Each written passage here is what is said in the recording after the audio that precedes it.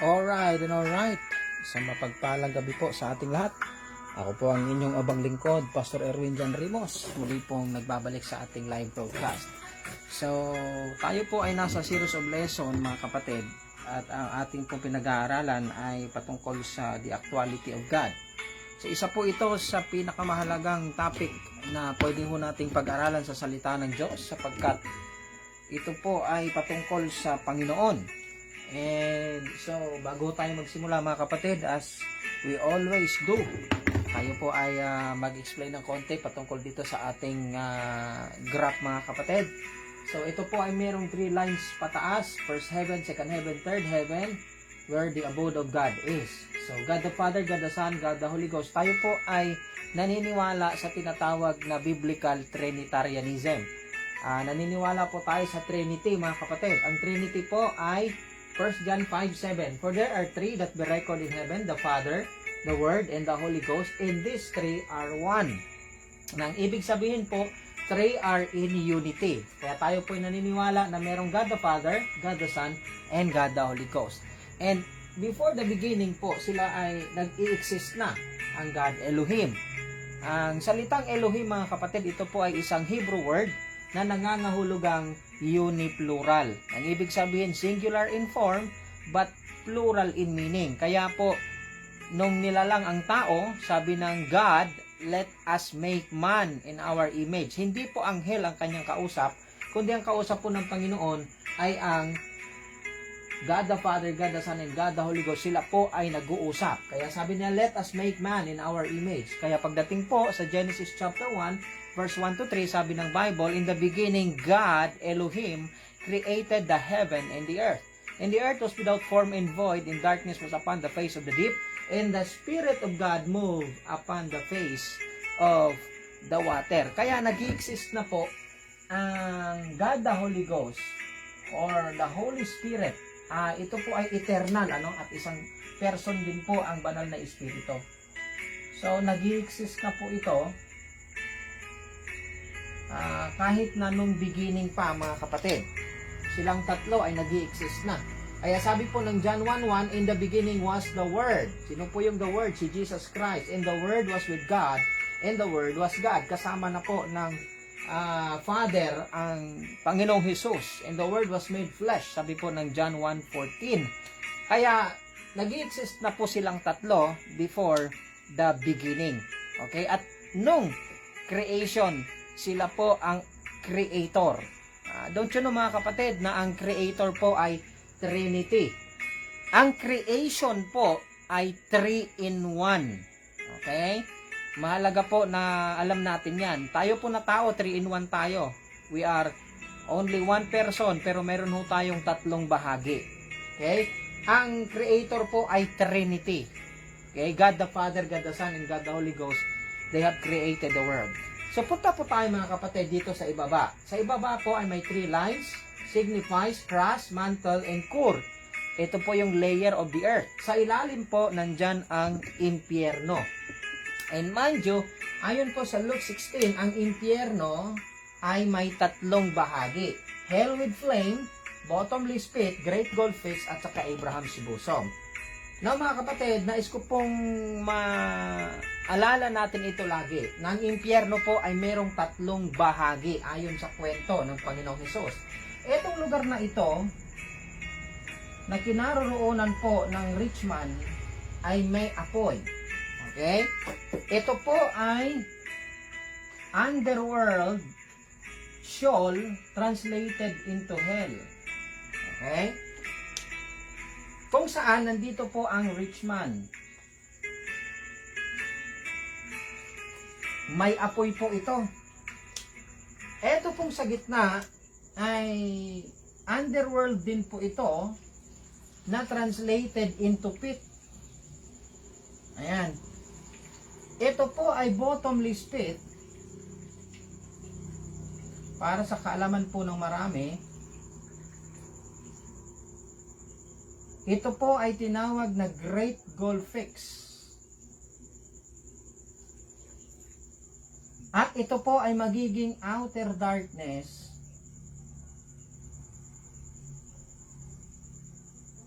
for a friend without wedding garment.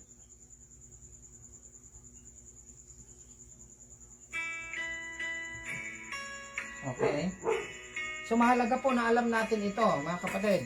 May reason kung bakit yan po ang ating paniniwala. Dahil sa Luke 16:19 to 30. Ito naman po ay underworld din para sa mga ligtas in the Old Testament. Translated po ito into grave. Sheol din po ito, underworld. Ito po ay Abraham's bosom. Ayon sa Luke 16. Where Lazarus goes after he died. Ito po ay tinawag ng Panginoong Hesus na paradise. At ito po ay magiging outer darkness ng mga pasaway na ligtas, unprofitable servant.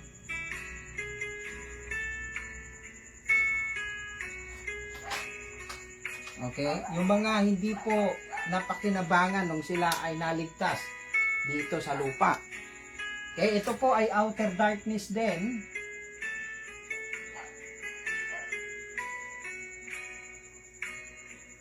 For the children of the kingdom.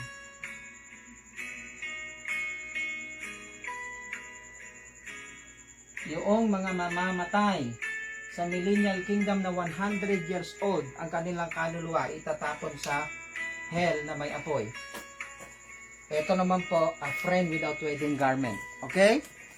So, mahalaga po na alam ninyo na ito po ang ating view about outer darkness. Sapagkat ayaw natin na masali ho tayo sa mga ina-accuse ng mga kaibigan natin kakilala na akala niya nawawala po ang kaligtasan. Hindi po nawawala ang kaligtasan. Okay? So, pero hindi po yan ang ating topic. We'll go to our topic, God during creation. So, saan po ba ang Elohim nung creation? Okay? So, puntahan po natin ang Genesis 1:21. And God said, let us make man in our image, after our likeness, and let them have dominion over the fish of the sea, and over the fowl of the air, and over the cattle, and over all the earth, over every creeping thing that creepeth upon the earth. So God created man in His own image. In the image of God created He him, male and female created He them. Okay? So sa Genesis 1:26 po, yung God na nagsasalita ay Elohim. Okay, na ang ibig sabihin, hindi po yan contradiction na kinakausap niya yung sarili niya, mga kapatid. Ang kausap po ng Panginoon dyan, silang tatlo nagkakausap. Let us make man. Kasi kung nag-iisa lang po yan, I will make man. At kung iisa lang po yang nag-create sa tao, the Bible will contradict itself. Okay? Magkakaroon ng contradiction yung sariling Bible. Yung Bible sa sarili niya. Why? Because God is plural. Elohim nga po, uniplural po ang ibig sabihin yan. Kung singular yung nandyan, na nag-create, at ang God ay uniplural, collective noun po ang word na God. And so, magkakaroon po ng contradiction. Kaya mas maliwanag po, kapag inanawa natin ang Trinity, three are in unity. Tatlo ho sila nag-i-exist. But they are one because of unity. Kaya, I think mga kapatid, ito po ang pinakamalinaw na explanation patungkol sa Trinity. Three are in unity. Okay? So, tatlo na po sila nag-i-exist. Plural po yan. So, God created man in His own image. Male and female created He him. So, create po ng Diyos. Sino yung creator? In the beginning was the Word, John 1:1. And the Word was with God. And the Word was God. Yan po ay ang Panginoong Hesus. At sa Genesis chapter 1 verse 1 to 3, and the Spirit of God moved upon the face of the water. Jesus Christ was also creator. Eternal po siya. Wala po siyang simula, wala po siyang wakas. Siya po ay Alpha and Omega. So maliwanag mga kapatid, kapag itong mga talatang ito ay alam mo, malalaman mo na yung huminga sa tao, walang iba kundi ang banal na Espiritu. Tingnan po ninyo, Genesis 1 verse 2. Okay? Sabi po dyan, and the Spirit of God moved upon the face of the water. Okay? Yung Spirit po ay capital letter S. Na ibig sabihin, meron pong divinity na dapat sambahin. Yan po ay ang Diyos banal na Espiritu. So sa beginning pa lang mga kapatid, during creation po ito, nag-i-exist na po. Okay? Ang Trinity mga kapatid. Nag-i-exist na ang Spirit. The Spirit of God moved upon the face of the water. Kapag binasa mo pa ang Job 33 verse 4, ang nagbigay ng hininga doon sa form, image from the dust of the ground ay walang iba kundi ang banal na Espiritu. Sabi po ng Job 33 verse 4, and the Spirit of God hath made me. Creator po ang banal na Espiritu. And the breath of the Almighty hath given me life. Almighty po ang banal na Espiritu. Kaya hindi lang siya electric power. Dahil siya po ay creator, siya po ay Almighty. Okay? Pakatandaan nyo po, yung Spirit daw, itong Spirit na ito, okay, ay Almighty. Hindi lang yung Father yung Almighty, si Jesus Christ ang Almighty, pati ang Spirit of God ay Almighty. At siya po ang nagbigay ng buhay. Ngayon, ang tanong, sino yung nag-form ng dust of the ground? Kasi ang God the Father mga kapatid, ay hindi po yan umaalis ayon sa James 1:17. Hindi yan umaalis sa kanyang trono. Yung banal na Espiritu, Genesis chapter 1 verse 2, move upon the face of the water. Bumaba po ito. Ang banal na Espiritu nagbigay ng hininga sa form man from the dust of the ground. Sino yung nag-form? Okay? Malamang ang nag-form mga kapatid ay walang iba kundi si Jesus Christ. Ayon sa John 1:1, in the beginning was the Word, and the Word was with God, and the Word was God. All things were made by Him. Okay? So, sino po yung nag-form? Ang Panginoong Jesus. Okay? Colossians 1:8 po, yung isa pang talata. Okay? Ang lahat ng mga bagay ay nilalang ng Panginoong Jesus. At kasama siya ng Diyos. The Word was with God. Sino yung God na yan? The Word was God. Okay?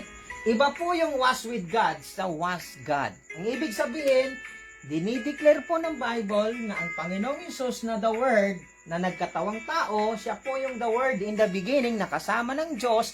Ang Diyos na yan ay ang God the Father, at ang Word naman si Jesus Christ po ay God din. Pinatunayan po yan ng God the Father sa Hebrews 1 verse 8 na sinabi niya, Thy throne, O God, is forever and ever. So maliwanag po na sa pasimula pa lamang ay nandoon na ang God the Son, John 1:1. Okay? Ang banal na espiritu naman, Genesis 1 verse 2 at saka Job 3 verse 4. Ang God the Father. Ang God the Father po, ang kanyang talata ay Genesis 1 verse 1 at saka John 1:1. Okay? So napakasimple mga kapatid, yung katotohanan na yan. Kaya ewan ko lang po kung bakit hindi po maunawaan ng mga mananampalataya ito. And I don't know why they are labeling this as false, and they are labeling this as heresy. Sa tingin ko po, hindi ito heresy. Hindi lang ninyo matanggap na hindi kayo ang nakapag-explain ng katulad nito. And of course, hindi ito yung mindset na nakakarami, kasi ang nakakarami po ay they embrace the doctrine of monotheism. Okay? So, ito po ang kaibahan ng monotheism sa Trinitarianism. Okay?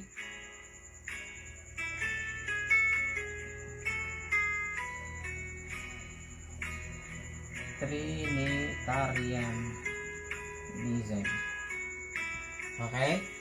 So, ang pagkakaiba po is yung mono at saka tri. Okay? Pag sinabing mono, ibig po sabihin nito one. Number. Numeric. Okay? Pag sinabi pong Trinitarian, three, ang ibig pong sabihin yan, in unity. Okay?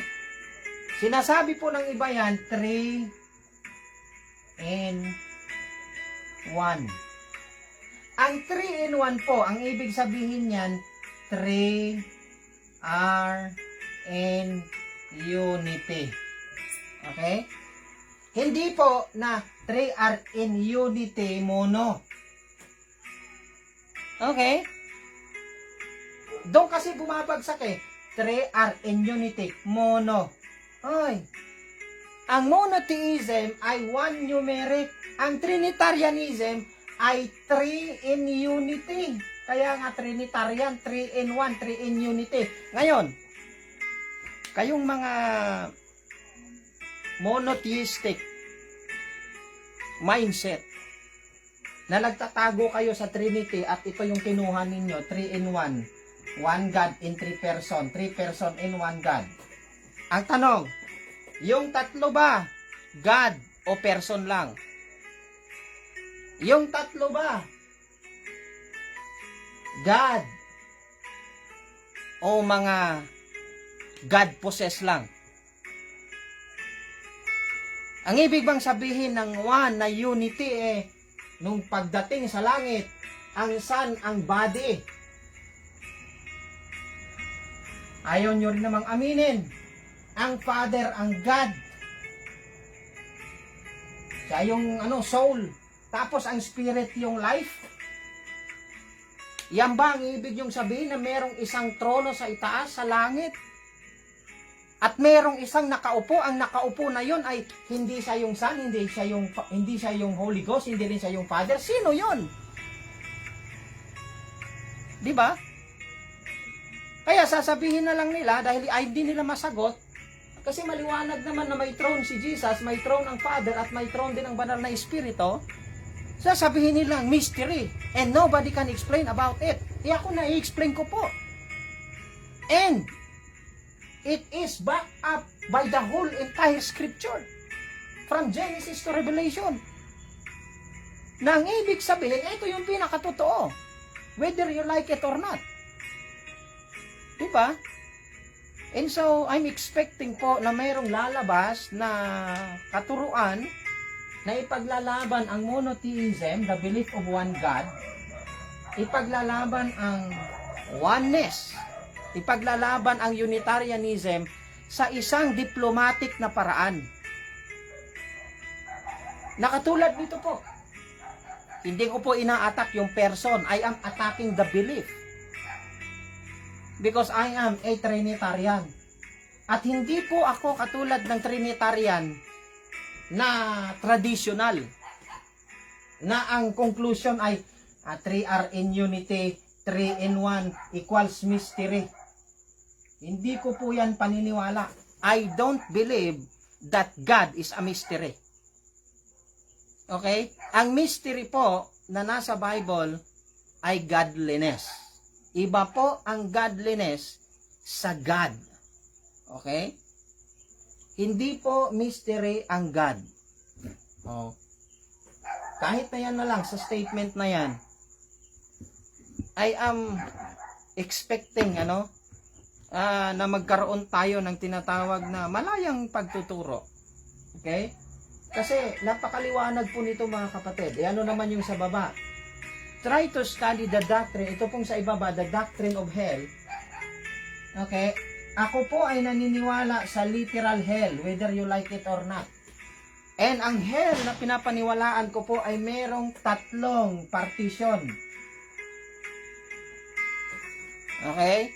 Yung hell na may apoy, yung hell para sa mga fallen angels, which is the bottomless pit, Jude 1:6, that will be the outer darkness for a friend without wedding garment, kasi si Satanas po yung a friend without wedding garment na yan. At ang pangatlo ay ang grave na Sheol na pinupuntahan ng mga Old Testament saints, na siyang tinawag na Abraham's bosom ng Panginoong Hesus sa Luke 16, na tinawag na paradise sa Luke 23:43. Nung ang Panginoong Hesus po ay napako, okay, sabi niya sa magnanakaw, today thou shalt be with me in paradise. As Jonas was 3 days and 3 nights in the whale's belly, also the Son of Man be 3 days and 3 nights in the heart of the earth. Dito po pumunta ang Panginoong Hesus and He preached in the spirit in prison. Nandito po ang Panginoong Hesus sa paradise, okay, at nag-preach po siya dito. Ano ang pinreach na dito? Ito po ay bahagi ng impyerno ng mga Old Testament saints na translated into grave, underworld. Nag-preach po siya rito proclaiming salvation. Salvation is done, it is finished. Salvation po rito. Pero tumingin po siya doon dito sa mga tao and he preached condemnation. Condemnation. Yung mga nangamatay sa panahon ni Noah, hindi po pumunta si Jesus dito at nasunog. Okay, maliwanag po ba yan? Alias poge. Dito po siya. Kasi sa kwento, nagkakausap po yan. Before he ascended. Matthew 27, 51 to 53. Okay? He descended into the lower parts of the earth, ayon sa Ephesians. And so, maliwanag po yan mga kapatid, na pagkamatay ng Panginoong Hesus, 3 days and 3 nights po siya rito sa in the heart of the earth, and He preached to the spirit in prison, pero nandito po ang kanyang location, in paradise. Nag-preach po siya ng condemnation on the other side where the rich man is. He preached condemnation. Wala pong naligtas sa impyerno. Kasi ang pinuntahan niya rito sa Sheol, na translated into grave, na Abraham's bosom, na paradise, ay mga ligtas na po ito. Sila Abraham po ito, Lazarus, David. Nandito po yung mga Old Testament saints. Maliban kay Enoch and Elijah, because they are raptured to the third heaven. Okay? So, sana po maliwanag yan sa inyo. Dahil hindi po namin paniniwala na ang outer darkness ay lake of fire. Okay? Ang problema lang sa mga kapatid natin, dahil ayaw nilang matanggap na wala po silang magagawa dyan. Kahit na anong gawin nyo, mga kapatid. Wala kayong magagawa dyan. As long na hindi nyo ito tatanggapin, hindi nyo maire-reconcile lahat ng katotohanan sa salita ng Diyos. Kasi ito po yung missing. Ang dami-dami na po mga Christian literature, pero wala po silang maliwanag na explanation dito sa outer darkness na ito. Ang makikita po ninyo na explanation, kahit na ano pong literature ang basahin ninyo, ito po ay hell. Hell, hell, hell. At tama naman po yon. Kaso ayaw pong tanggapin ng marami na ang impyerno nga po ay may tatlong partition. You know why? Kasi hindi po sila naniniwala na ang Luke 16 verse 19 to 30 ay true story. Ang paniniwala nila dito ay parable. Ngayon, ito po hindi parable sapagkat si Abraham ay totoong tao. Si Lazarus po ay totoong tao rin. Ang rich man ay tao rin. Eh si Moses, sabi diyan, they have Moses and the prophets. Totoong tao po si Moses and the prophets. It means the story of rich man and Lazarus happened before the death of Moses. From the time of Abraham until the time of Moses. And if you study carefully your Bible, the rich man is one of Abraham's grandson. Okay? Kaso, imbis na pag-aralan nyo po yan, sinasabi ng iba, that is a parable. A parable is an earthly story with heavenly meaning. Wala pong parable na mayroong real name at real character. Kasi nga, yan po ay putting beside the real thing, ang parable. Paghahalintulad. And so, ito po ang pinakamalinaw as far as the truth of the Bible is concerned. Kaya gusto ko lang po na maging malinaw ito sa ating lahat. So, in the beginning, tatlo na po ang nag-i-exist. God the Father, God the Son, and God the Holy Ghost. Nag-i-exist na po silang tatlo. Why? Because they are eternal, they are almighty, they are creator. Ngayon, if you disagree with that, that is your problem. Okay? That's not my problem, mga kapatid. Kasi ako po, I have this own belief because I study it myself. May mga tao pong ginamit upang mabuksan ito sa atin, and hindi ho lang tayo ang nakadiscover nito, kundi marami po na naging paraan. And so happen, mga kapatid, na tayo po ay nakokonsensya pag hindi natin ito na-share sa iba, dahil baka ito po ang magdala sa inyo sa impyerno. Mind nyo, mga kapatid, meron pong dalawang one God. Okay? One monogod at saka one Trinity God, which is united. Okay? So, saan yung sayo doon? Kung nag-iisa lang ang Diyos, before I close, before the beginning, okay, kung monogod, before itong eternity past, kasi sila ang, kasi Diyos po ang umpisa ng lahat. Sino ang magpapatunay kung monogod? Yan, kung monogod, one God as in, isa lang talaga. Sino sa tatlo? Unang question yon. Pangalawa, sino po ang magpapatunay na mayroong God kung siya lang mag-isa? The rules of witness for the truth. Walang magpapatunay. Lalabas po na lahat ng bagay sa mundong ito ay isang manipulation lamang. 'Di ba? Sino yung witness ng Father kung siya man ay Diyos? Para patunayan ng sarili niya ay wala pang creation. Creator pa lang. Sino yung magpapatunay na Diyos siya kung wala siyang kasama? 'Di ba? O, isa 'yon. Kaya hindi pwede yung monogod. Hindi pwede yung monogod. Kahit na ano pa, tumambling-tumbling man kayo, ano man ang gawin ninyo, hindi po pwede talaga ang monogod. Kasi kung witness niya sarili niya, sinungaling siya. Pwede siya magsinungaling kung siya lang mag-isa, wala siyang witness. Pag inaral nyo po yung doctrine of witness, sabi ni Jesus Christ, the Father hath bore witness of me. Glorify me, O Father, with the glory since I have with thee in the beginning.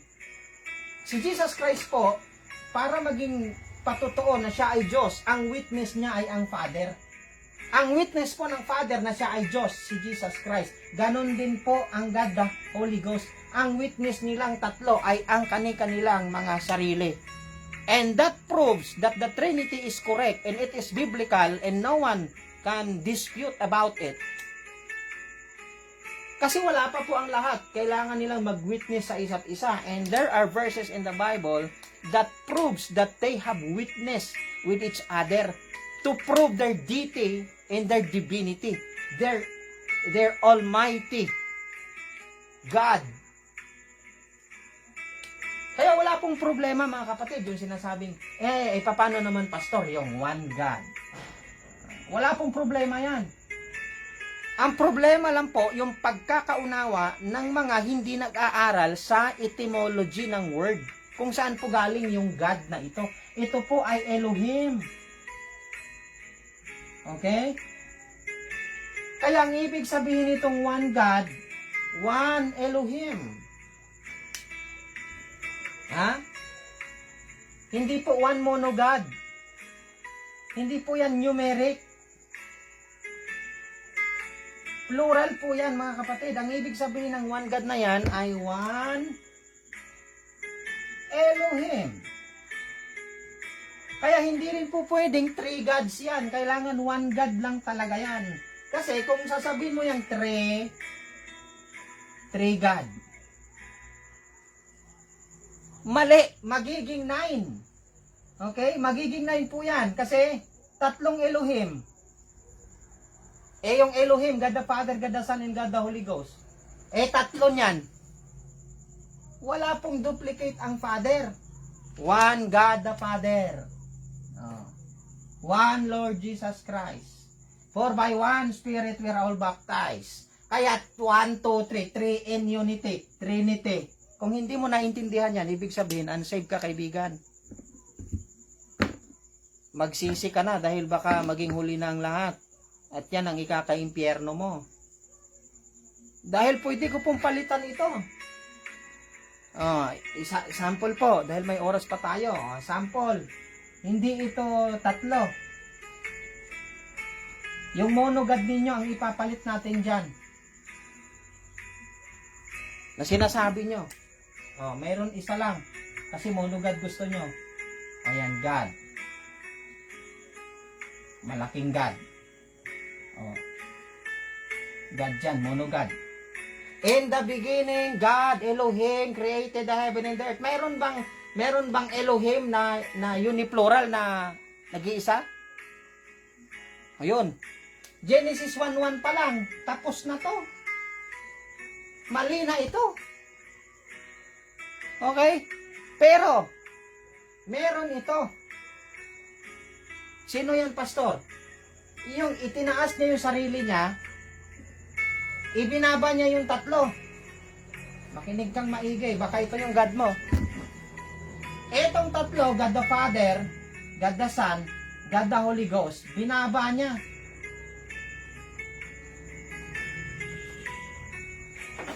Okay? Pero nag-iisa lang siya. Okay? Binaba niya ito.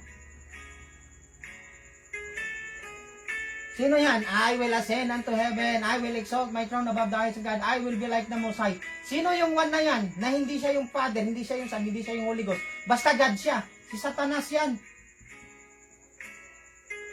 Itinaas niya yung sarili niya, ibinaba niya yung tatlo. Yan ang dapat kang kabahan. Kasi baka yun ang ang belief mo if you believe in a monogod. Tapos ka dyan. And so sana po ito ay magbukas, sports lang po tayo. Basahin nyo yung mga talata. Paano nyo yan i-reconcile sa mindset ninyo? Because faith is the substance of things hoped for, the evidence of things not seen. Kung ano yung pag-iisip ninyo na inaasahan ninyo na makikita sa langit na Diyos, yun ang Diyos nyo. Kapag ang iniisip nyo, isa, monogod, sino yun? Sino yung kausap nung God na yan dito sa Genesis 1:26? Sino? Malaking problema yon. Kaya mag-isip-isip ka na. At maging tama dapat ang pananampalataya mo. Yung one na yan ay unity. At hindi po numeric one. There are 5 origin from Hebrew and Greek of the word one. Meron pong 5 origin ang word na one. From the Hebrew word into from the Greek word and from the Hebrew word. And iba-iba po ang meaning. Merong plural ang meaning because of unity. Meron namang singular ang meaning. Kaya nga, naniniwala rin po tayo sa individuality of God. One God the Father. Wala na pong ibang God the Father. Nag-iisa lang yan. One God. One Lord Jesus Christ. Wala po siyang katulad. Siya lang mag-isa. One Spirit. Pero silang tatlo po. Pag binasa nyo ang Bible, they are united. Kaya, Trinity. Three in unity. Three are in unity. Hindi po 1 in 3, hindi po 3 in 1. Kung 3 in 1 po, ang ibig sabihin ng 1 ay unity. Kapag hindi yan ang ano mo, ewan ko lang. Magkita tayo sa kabilang buhay. Tingnan natin. Kung sino ang makakapiling ng Panginoon. Delikado po ang pananampalataya na hindi natin nauunawaan, mga kapatid. And so, salamat po sa inyong panunood. Ako ang inyong abang lingkod, Pastor Erwin Jan Rimos. At ito po ang ating programa. Every night mayroon tayong live. Magkita-kita tayo bukas during the fall of man. Ayan. So yan po ang magiging topic natin. God during the fall of man. Ito pong in creation hanggang conscience po, hanggang innocence po ito. So bago nagkasala ang tao, ang Trinity po ay existing na, mga kapatid. So bukas, the actuality of the Trinity during the fall of man. So tayo po ay manalangin. Ang magbanal, dakilang Diyos, marami pong salamat sa bawat isa na nandito ngayong gabi. Danahin ko po na ang konting pagpapaliwanag na ito galing sa inyong mga salita ay magbunga po ng isang challenge sa mga manunood na upang balikan po nila ang kanilang mga Bible, they need to study well, they need to dig down the truth of your word. Sapagkat napakahalaga po na alam namin ang aming pinapaniwalaan at sinasampalatayanan. Why, Lord? Because there is a way that seemeth right unto a man, but the end thereof are the ways of death. Mahalaga po na ang aming pundasyon ay ang inyong mga salita. I-bless po ninyo pagpalain ng lahat ngayong gabi at bukas ay bigyan po ng lakas upang kami po ay muli po makapag-aral na inyong mga salita. Thank you, Panginoon, sa gabing ito sa pangalan ni Jesus. Amen and amen. Maraming pong salamat. Good night sa ating lahat. Magkita-kita po tayo ulit bukas ng gabi. Thank you and God bless us all. Marami pong salamat.